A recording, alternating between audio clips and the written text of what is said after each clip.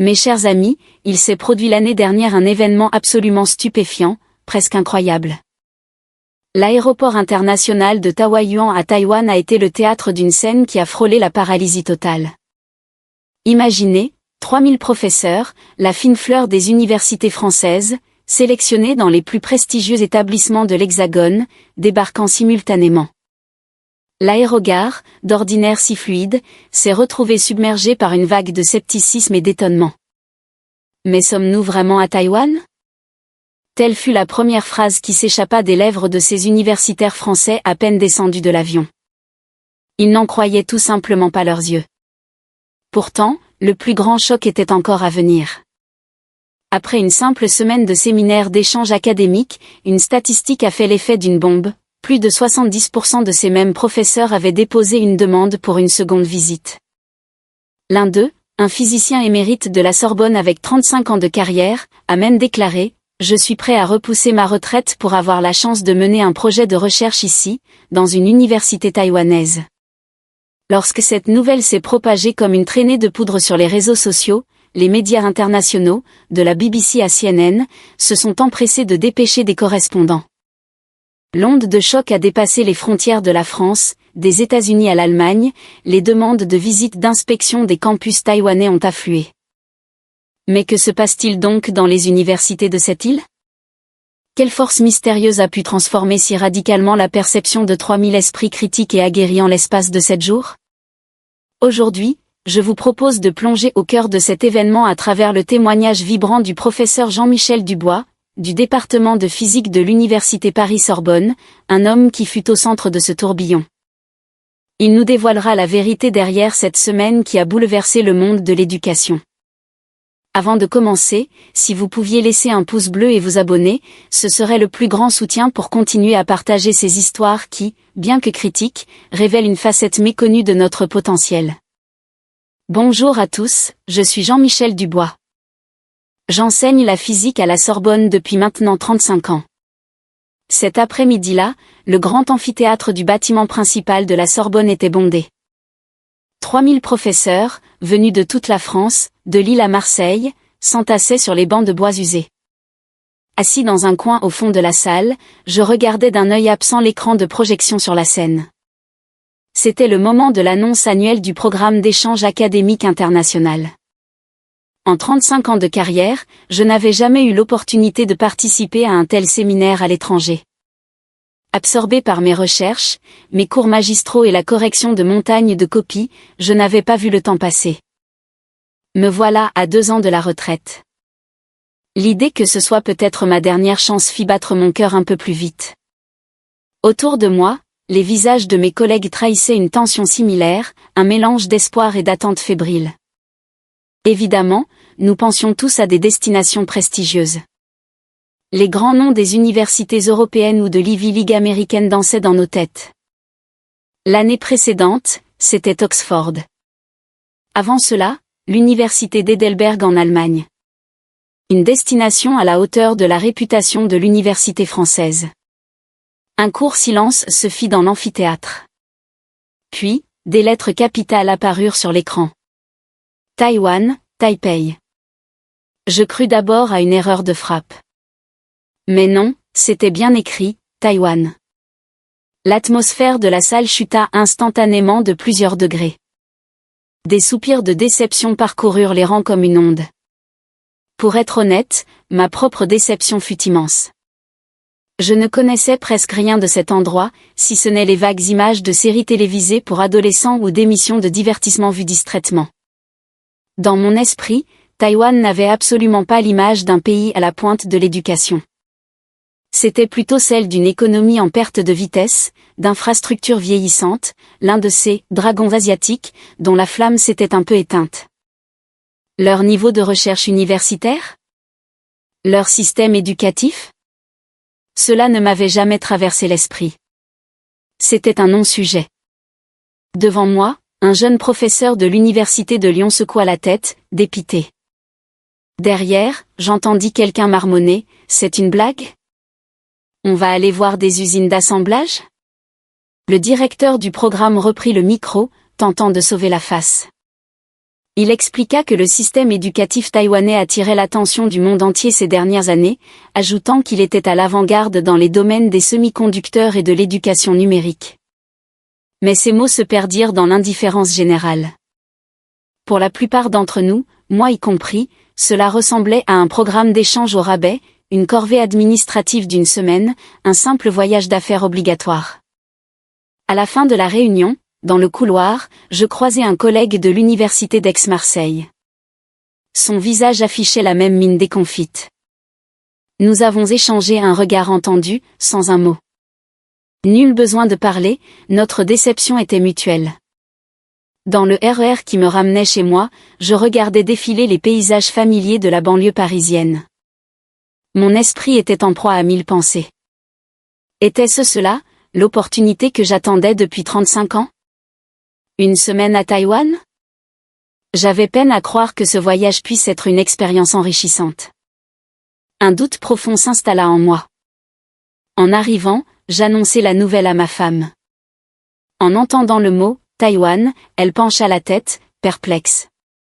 Pour nous deux, cette île était une terra incognita, simplement ce territoire de l'autre côté du détroit, un ancien tigre économique dont on n'entendait plus beaucoup parler.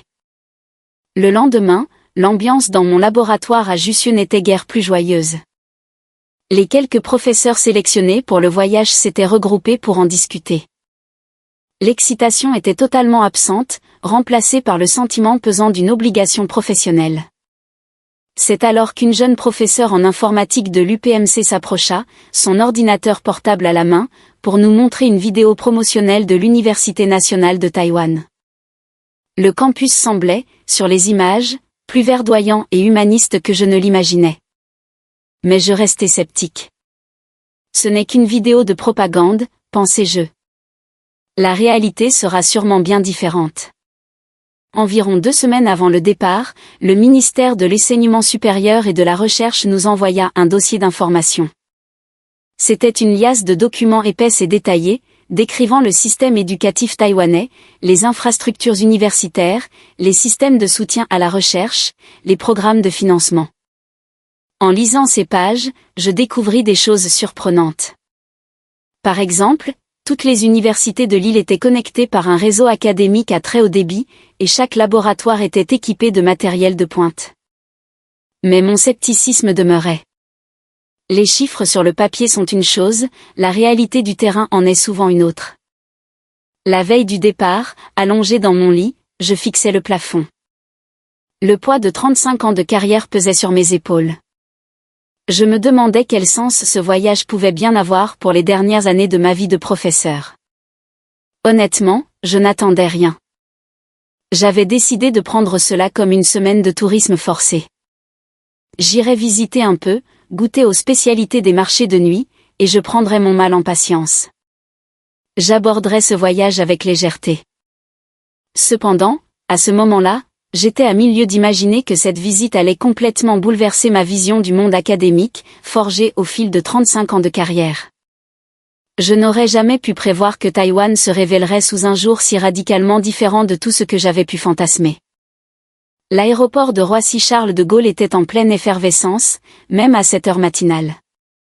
3000 professeurs venus de tout le pays s'étaient rassemblés. La file d'attente devant les comptoirs d'enregistrement s'étirait à perte de vue. Je traînais ma valise, avançant lentement dans la foule de mes pairs. En observant les visages autour de moi, je constatais qu'ils reflétaient mon propre état d'esprit. Un professeur d'une 60aine d'années, venu de Shanghai, ne cessait de bâiller. Une professeure de canton était affalée sur sa valise, le regard vide. Tout le monde semblait fatigué. Moins de l'attente que d'un sentiment de devoir écrasant. Après avoir enregistré mes bagages et passé la sécurité, je m'installai dans un café pour boire un expresso. Par la fenêtre, je regardais les avions alignés sur le tarmac. On m'avait dit que le vol pour l'aéroport de Taoyuan ne durait qu'environ 3h30. La distance n'était pas si grande, mais mon cœur était lourd. Je montai à bord de l'avion et m'installai à ma place.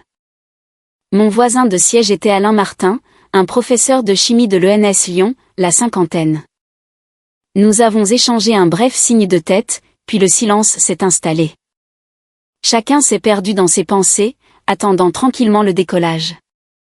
L'avion s'ébranla doucement, glissant le long de la piste de décollage, puis la vitesse s'accéléra. Au moment du décollage, mon corps fut plaqué contre le siège. Par le hublot, je vis la terre de Chine s'éloigner, devenir de plus en plus petite, jusqu'à ce que nous traversions la couche de nuages. Une annonce retentit dans la cabine, dans un mandarin à l'accent doux et chantant, qui sonnait étonnamment poli et chaleureux. L'attitude des hôtesses de l'air était également prévenante. Ma première impression fut plutôt bonne. Après environ 2h30, le commandant de bord annonça que nous entrions dans l'espace aérien taïwanais. Inconsciemment, je me redressai sur mon siège et regardai plus attentivement par le hublot. À travers une percée dans les nuages, la ligne côtière de l'île se dessina peu à peu. Les bâtiments devenaient plus nets. Il n'y avait pas la densité écrasante de gratte-ciel de Pékin, mais un paysage urbain dense et harmonieux s'offrait à mes yeux. L'avion commença sa descente. Je sentis mes oreilles se boucher et mon cœur s'accélérer, un mélange de nervosité et d'une pointe de curiosité inattendue. Au moment où les roues touchèrent la piste, un bruit sourd se fit entendre et mon corps bascula vers l'avant. L'avion ralentit progressivement. Par le hublot, je distinguai clairement les bâtiments de l'aéroport de Taoyuan. Il n'était ni aussi neuf ni aussi gigantesque que l'aéroport de Daxing à Pékin, mais il dégageait une impression d'efficacité et d'ordre au milieu d'une activité intense. Au moment où je franchis la porte de l'avion, une bouffée d'air chaud et humide caressa mon visage. J'avais enfin posé le pied à Taïwan. En marchant dans le couloir menant au contrôle de l'immigration, j'observais les murs ornés de caissons lumineux illustrant la culture aborigène et les paysages naturels de Taïwan. Le design du plafond, laissant passer la lumière naturelle, créait une atmosphère agréable et aérée. Les aéroports chinois sont certes modernes, mais c'était la première fois que je ressentais une telle atmosphère empreinte d'humanité. Autour de moi, mes collègues levaient la tête les uns après les autres, certains laissant échapper de petites exclamations d'admiration. Sur le chemin vers l'immigration, un petit robot de service blanc, d'environ 1,50 m, s'approcha de nous en roulant silencieusement. Il s'arrêta devant notre groupe, d'une voix claire et douce en mandarin standard, il dit « Le contrôle de l'immigration se trouve dans cette direction. Bienvenue à Taïwan. » Le professeur à côté de moi recula d'un pas, surpris. Moi aussi, j'étais stupéfait par la fluidité et le naturel de l'interaction vocale du robot. En arrivant au contrôle des passeports, une rangée entière de portiques automatiques nous attendait. Il suffisait de scanner son passeport, de se soumettre à une reconnaissance faciale et de poser son doigt pour une lecture d'empreinte digitale.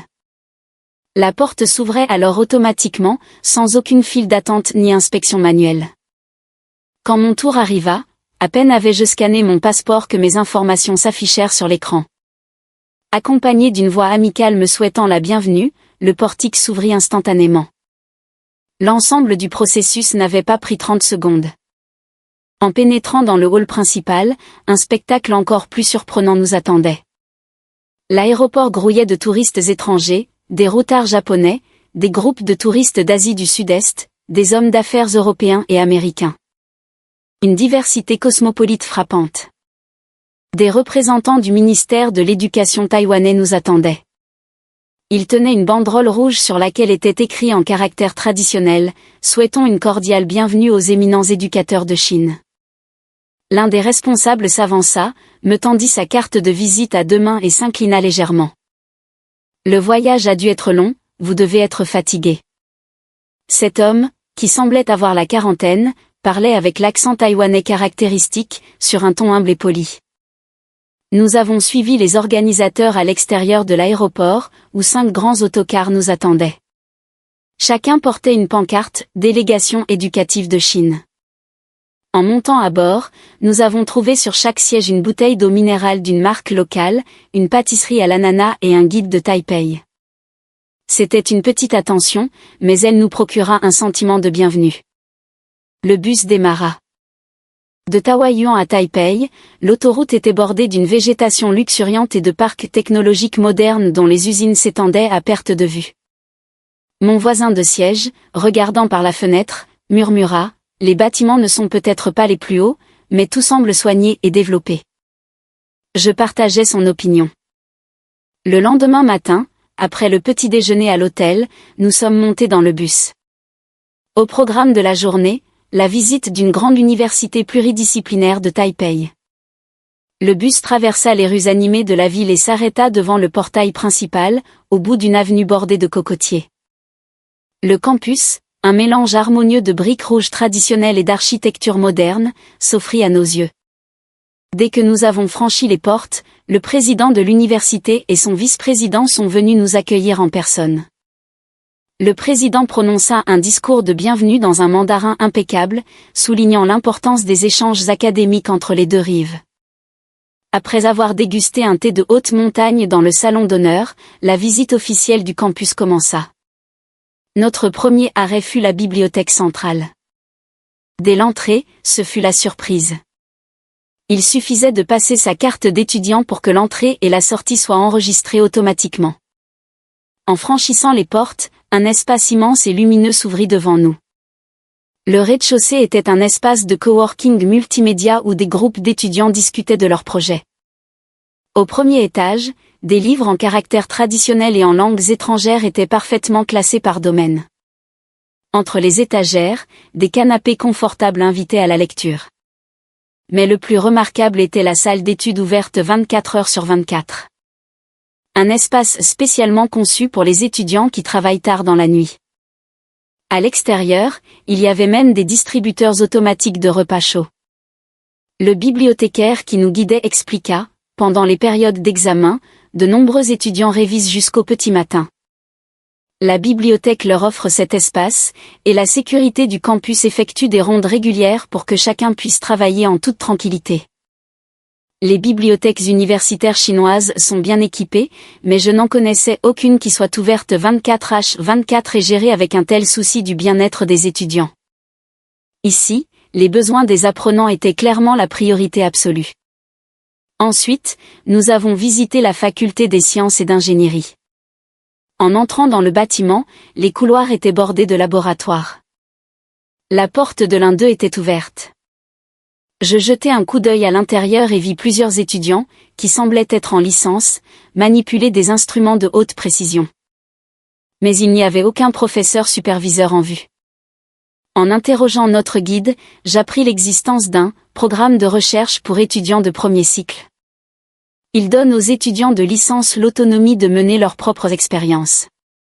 Bien sûr, ils doivent suivre une formation de sécurité rigoureuse et soumettre un projet de recherche détaillé, mais une fois celui-ci approuvé, ils sont libres de poursuivre leurs investigations. Cela m'a profondément marqué.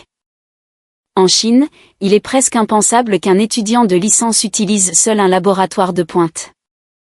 Mais ici, c'était différent. Ils faisaient confiance aux étudiants, leur donnaient l'opportunité de résoudre des problèmes par eux-mêmes. En marchant dans le couloir, j'ai remarqué un panneau d'affichage présentant les résultats de recherche des étudiants. À ma grande surprise, j'y ai vu des articles dont le premier auteur était un étudiant de licence. En Chine, c'est une quasi-impossibilité.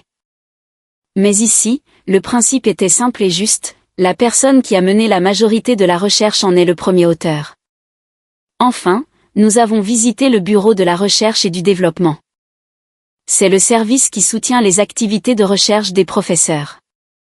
Des personnels spécialisés s'occupent des demandes de financement auprès du Conseil national des sciences, des achats d'équipements, du soutien logistique. Le directeur du centre nous a fait une démonstration du système. Sur une page web, en un seul clic, un formulaire de remboursement de frais est apparu. Il a suffi de saisir les informations nécessaires et d'appuyer sur « Envoyer » pour que la demande soit complète. En Chine, la seule préparation des documents pour un remboursement peut prendre plusieurs jours. Il faut coller des factures, suivre une procédure complexe, obtenir plusieurs tampons. Ici, tout était dématérialisé, et quelques minutes suffisaient pour accomplir ces formalités. Le directeur ajouta, « Notre objectif est de réduire la charge administrative pour que les professeurs puissent se concentrer sur l'essentiel, la recherche et l'enseignement. » En entendant ces mots, j'ai senti une chaleur m'envahir la poitrine. Au cours de mes 35 ans de carrière, Combien d'heures, de jours, avais-je perdu dans des tâches administratives, repoussant sans cesse le travail de recherche qui était ma véritable vocation? En retournant au bus après la visite, j'ai croisé le regard de mes collègues. Nous partagions manifestement la même pensée. Nous avons beau construire des infrastructures impressionnantes à une vitesse fulgurante, Taïwan nous a dépassés sur le plan de la pensée logicielle, de l'organisation intelligente. L'après-midi, nous avons visité le Conseil national des sciences et de la technologie, l'équivalent de notre ministère. Nous allions découvrir comment le gouvernement soutenait la recherche universitaire. En entrant dans le bâtiment, un hall d'accueil au design futuriste nous a accueillis. La première présentation portait sur le réseau de services pour la recherche et le développement académique. Apparemment, tous les chercheurs de Taïwan gèrent leurs projets via cette plateforme unique. Une fois connectés, toutes les informations du chercheur sont accessibles en un coup d'œil, les projets en cours, les dépenses effectuées, le budget restant, tout est mis à jour en temps réel. Ce qui m'a le plus impressionné, c'est le centre de partage d'instruments de haute valeur. Tous les équipements de recherche de pointe des universités taïwanaises y sont enregistrés. Même si une université ne possède pas un appareil spécifique, il suffit de le réserver pour l'utiliser dans une autre université. En Chine, chaque université achète son propre matériel, ce qui conduit souvent à des doublons coûteux. Taïwan, grâce au partage, a optimisé l'efficacité. Un responsable nous a donné un exemple, un professeur avait besoin d'un microscope électronique spécialisé. Son université n'en avait pas. Via le système, il a vu qu'une université à Chengchu en possédait un. Il a réservé, pris le train à grande vitesse, et a pu mener son expérience. Le coût était très raisonnable, un simple forfait de maintenance pour un usage à des fins de recherche. La deuxième présentation concernait le programme de recherche exploratoire. Contrairement au projet traditionnel, celui-ci encourage les recherches à haut risque et à haut potentiel de rendement. Le responsable a expliqué, l'innovation est souvent synonyme d'échec. Nous encourageons les tentatives audacieuses. Même si les résultats ne sont pas à la hauteur des attentes, tant que le processus de recherche a été rigoureux, cela n'affectera pas les futures demandes de financement. En Chine, un échec de recherche signifie souvent la fin du financement, ce qui pousse les professeurs à choisir des sujets sans risque. Taïwan, au contraire, a créé un environnement où l'on n'a pas peur de l'échec, où l'on ose relever des défis. C'est là, je crois, le véritable moteur de l'innovation. Le troisième programme était celui de la formation des jeunes chercheurs. Il s'agit d'un soutien concentré pour les jeunes professeurs assistants qui viennent d'obtenir leur doctorat. Ils se voient attribuer un financement de démarrage indépendant, ce qui leur évite de devoir se battre pour des subventions dès le début de leur carrière. En Chine, les jeunes professeurs sont ceux qui peinent le plus. Taïwan, en revanche, considère ces jeunes chercheurs comme un atout pour l'avenir et leur offre un soutien conséquent. Enfin, on nous a expliqué le système de bourse pour les étudiants diplômés. Les doctorants reçoivent presque tous une bourse qui leur permet de se concentrer sur leurs recherches sans souci financier. Cela évite que les étudiants ne soient contraints de prendre des petits boulots pour vivre, au détriment de leur temps de recherche. En sortant de la salle de conférence, mon collègue à côté de moi soupira, l'air de dire « Mais qu'est-ce qu'on a fait pendant tout ce temps ?» Je ressentais exactement la même chose. Le jour suivant, nous avons visité les résidences pour étudiants de 3e cycle. C'était un bâtiment neuf, à l'architecture sobre et moderne, situé dans un coin tranquille du campus. Le hall d'entrée était lumineux et confortable. Des étudiants étaient assis sur des canapés, lisant ou travaillant sur leur ordinateur portable. Dans un coin, il y avait même une supérette ouverte 24 heures sur 24. Le responsable de la résidence nous a fait visiter les chambres. Le couloir était calme. Il a ouvert la porte d'une chambre, c'était une chambre individuelle, plus spacieuse que je ne l'imaginais. Lit, bureau, armoire, tout était bien agencé. Il y avait même un petit réfrigérateur et une climatisation individuelle.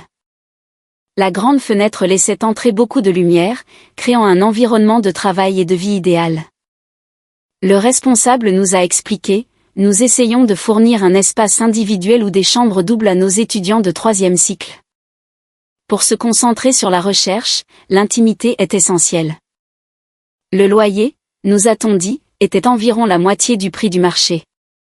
Dans les universités chinoises, les dortoirs abritent souvent 4, voire 6 étudiants par chambre, dans des espaces exigus. Au sous-sol de la résidence, il y avait une buanderie gratuite et une salle de sport, pour que les étudiants puissent aussi prendre soin de leur santé. Nous avons ensuite visité le centre de soutien psychologique pour les étudiants. La directrice nous a informé que plusieurs psychologues y travaillaient à temps plein et que les étudiants pouvaient prendre rendez-vous à tout moment. Le plus impressionnant était que la confidentialité des consultations était absolument garantie. À Taïwan, la santé mentale est une préoccupation reconnue. Chercher de l'aide en cas de difficulté est considéré comme une démarche normale et courageuse, et non comme un signe de faiblesse, comme c'était souvent le cas par le passé. Après le déjeuner, nous avons assisté à une session de présentation de recherches étudiantes. Des doctorants et des étudiants en master présentaient leurs travaux. Le niveau était exceptionnellement élevé. Un étudiant en master a présenté ses recherches sur les matériaux semi-conducteurs. Face aux questions pointues des professeurs, il a répondu avec calme et fluidité en anglais. Son directeur de thèse se tenait à ses côtés, hochant la tête avec un sourire encourageant, illustrant une relation de mentorat et de camaraderie. Un autre doctorant a présenté des recherches sur un algorithme d'intelligence artificielle d'un niveau digne d'une publication dans une revue internationale de premier plan. Je lui ai posé une question.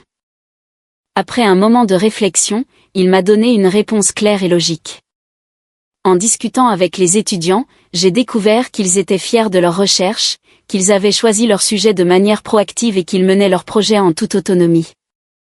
C'était un contraste saisissant avec la situation de nombreux étudiants chinois, qui obéissent aux ordres de leur directeur de thèse et manquent souvent d'un sentiment d'appropriation de leur travail. De retour à l'hôtel ce soir-là, il était déjà 21h. Allongé sur mon lit, je n'arrivais pas à trouver le sommeil. Les images de la journée défilaient dans ma tête. Par la fenêtre, je voyais les lumières de Taipei qui scintillaient encore. Une envie soudaine de me promener m'a pris, mais l'habitude et la prudence m'ont fait hésiter. J'ai fini par appeler la réception. L'employé m'a répondu d'une voix enjouée, « Bien sûr, monsieur. Le quartier est très sûr. Il y a des supérettes et des caméras de surveillance partout.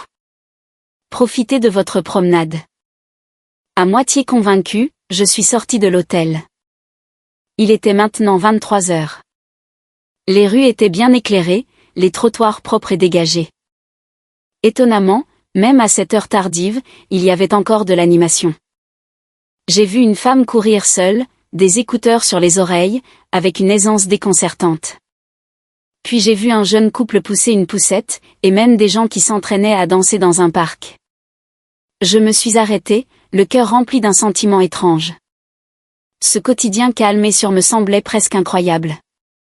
Je suis entré dans une supérette ouverte 24h24. Le jeune employé m'a accueilli d'un « bienvenue » plein d'énergie.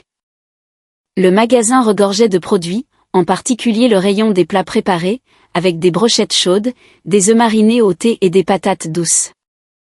L'employé m'a gentiment recommandé un onigiri populaire et m'a montré comment ouvrir l'emballage. J'ai acheté 2 onigiri et un lait de papaye, et je me suis assis dans l'espace repas du magasin. Autour de moi, un employé de bureau mangeait des nouilles instantanées, des étudiants discutaient. Tout le monde semblait si détendu. C'était donc cela, le quotidien ordinaire à Taïwan. Sur le chemin du retour, en observant la joggeuse et le couple se promenant, j'ai pris conscience de la sécurité qui régnait à Taïwan. C'est un luxe inestimable pour les étudiants et les chercheurs de pouvoir vivre et travailler dans un tel environnement. De retour dans le hall de l'hôtel, le réceptionniste m'a demandé avec un sourire comment s'était passée ma promenade.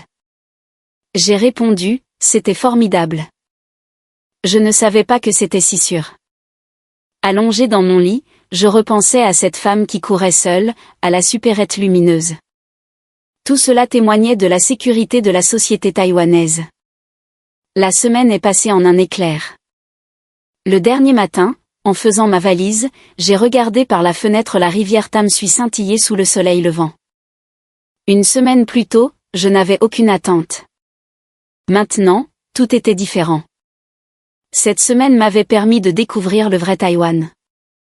Dans le bus qui nous menait à l'aéroport, mon voisin, le professeur de chimie de l'université de Pékin, m'a dit « La prochaine fois, si j'en ai l'occasion, je postulerai pour un programme de chercheur invité d'1 mois. » J'ai hoché la tête en signe d'approbation. Derrière nous, des professeurs de Shanghai discutaient de la possibilité d'importer certaines pratiques taïwanaises, notamment la simplification des demandes de financement et la gestion humaine des bibliothèques. Dans la boutique hors taxe de l'aéroport de Taoyuan, j'ai acheté du thé de haute montagne, des objets d'artisanat local et un album de photos de Taipei pour ma femme. J'ai aussi acheté plusieurs livres en caractère traditionnel sur la politique éducative de Taïwan. En me dirigeant vers la porte d'embarquement, je repensais à ces universités à taille humaine, à ce soutien efficace à la recherche, à cet environnement centré sur l'étudiant et à ces nuits paisibles. Tous ces souvenirs étaient précieux. Au décollage, j'ai collé mon front au hublot, regardant cette île jusqu'au dernier moment. Le professeur Lin a murmuré « J'aimerais vraiment revenir ». J'ai acquiescé. De retour à Pékin, en revoyant les paysages familiers, j'ai ressenti un étrange sentiment d'aliénation, comme si mon esprit avait profondément changé en une semaine. J'ai partagé mon expérience et mes photos avec ma femme. Elle aussi a été surprise par le raffinement et le progrès de Taïwan. Ce soir-là, j'ai eu le sentiment d'avoir vécu la semaine la plus significative de mes 35 ans de carrière. Un voyage qui a brisé tous mes préjugés. Une semaine après notre retour, une agitation a saisi le monde universitaire. La presse a commencé à parler du choc des 3000 professeurs chinois après leur visite à Taïwan. Notre délégation était devenue un sujet de conversation. Mon téléphone a été inondé d'appels de collègues, d'anciens étudiants, et même de professeurs à la retraite. Tous voulaient entendre mon récit de Taïwan. À la cafétéria, mes collègues m'écoutaient avec passion décrire les systèmes numériques, le soutien à la recherche et la sécurité de la société taïwanaise. Certains étaient incrédules, d'autres disaient vouloir y aller immédiatement. Le président de l'université a même déclaré qu'il enverrait une délégation plus importante l'année suivante. Quelques jours plus tard, un événement encore plus surprenant s'est produit. Le ministère de l'Éducation chinois a officiellement annoncé la création d'un groupe de travail pour étudier les points forts du système éducatif taïwanais. Plusieurs membres de notre délégation, dont moi, ont été invités à y participer en tant que consultants. Les réseaux sociaux étaient également en ébullition. Les photos que nous avions prises à Taïwan sont devenues virales, suscitant des milliers de commentaires. Les caractères traditionnels sont si cultivés. J'aimerais que notre université ait des installations comme ça, on dit que les Taïwanais sont très chaleureux. En lisant ces commentaires, j'ai ressenti un mélange de fierté et de responsabilité.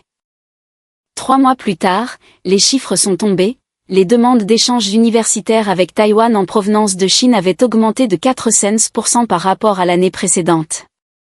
Des rayons entiers dans les librairies étaient consacrés à des ouvrages sur le sujet. J'ai rejoint le groupe de travail du ministère. Nous nous réunissions chaque semaine pour analyser les politiques taïwanaises et voir comment les adapter à la Chine. Peu de temps après, j'ai repris l'avion pour Taïwan. Cette fois, ma femme était avec moi.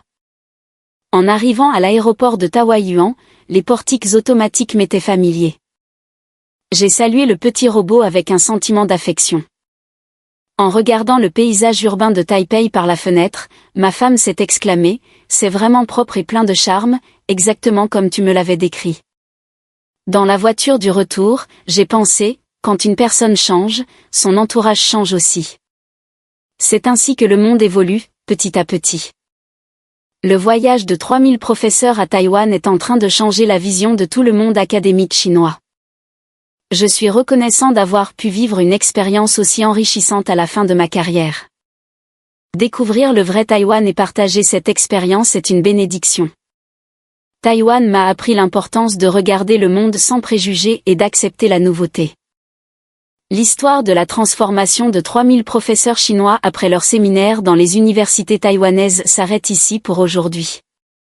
Si vous avez apprécié ce récit, qui a des allures de prophétie, je vous invite à aimer la vidéo